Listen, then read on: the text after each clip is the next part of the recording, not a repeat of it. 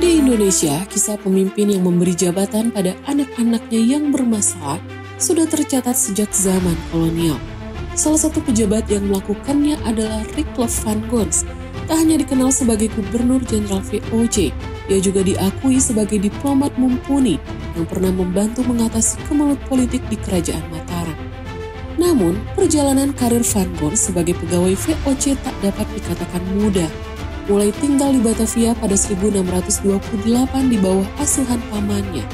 Pada 1632, Van Gons mendapat pekerjaan sebagai asisten junior Arend Gardenits, salah satu pejabat VOC. Berawal dari posisi rendahan ini, karir Van Gons terus melesat. Setelah naik pangkat menjadi pegawai perusahaan di Batavia, ia naik lagi menjadi asisten, lalu menjadi pedagang junior pada 1639. Hingga menjadi pedagang utama pada 1646. Para pejabat VOC di Batavia terkesan dengan kemampuan Van Gons dalam menjalankan tugas-tugasnya.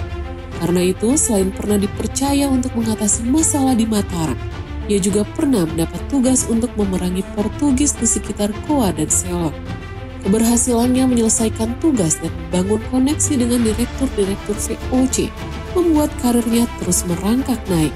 Setelah menjabat sebagai Gubernur Ceylon pada 1660-an dan 1670-an, Van Gons ditunjuk sebagai Gubernur Jenderal Hindia Belanda pada 1678.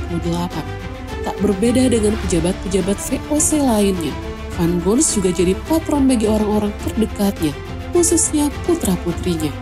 Ada dua anak Van Gons yang membangun karir di VOC, yaitu Richelieu Junior dan Volkert Van Gons.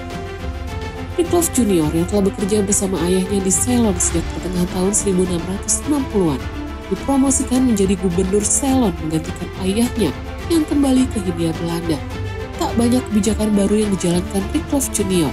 Ia justru mengikuti kebijakan ayahnya, yakni meningkatkan kontrol teritorial VOC di Ceylon dan menyelesaikan program benteng. Akan tetapi, persaingan sengit di antara pejabat tinggi di Ceylon dan Batavia menyulitkan Richelieu Junior. Setelah dipaksa mengundurkan diri, Richelieu Junior pergi ke Belanda untuk bertemu perwakilan Hendrik XVII. Dari pertemuan itu, ia berhasil diangkat menjadi anggota Dewan Biasa Hindia pada 1682. Sementara itu, ayahnya yang ketahuan melakukan perdagangan privat yang dilarang oleh VOC selama menjabat Gubernur Ceylon, memilih mengundurkan diri sebagai Gubernur Jenderal dan digantikan oleh Cornelis Spelman pada 1681. Namun, masalah kemudian muncul ketika Richelieu Junior ingin menggantikan posisi Spelman yang meninggal pada 1684, ketika ia meminta dukungan kepada para direktur VOC.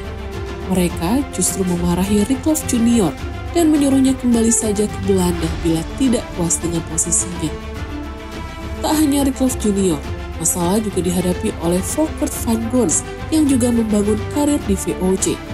Nampaknya latar belakang Volkert di bidang hukum tak menghentikannya melanggar hukum perusahaan. Seperti ayahnya, ia pun juga terlibat perdagangan privat yang dilarang dilakukan pegawai VOC. Setelah Volkert Van Gons ketahuan terlibat dalam penyelundupan anggur dan bir Jerman, ia akhirnya keluar dari dinas perusahaan dan menetap di Sidap Belanda.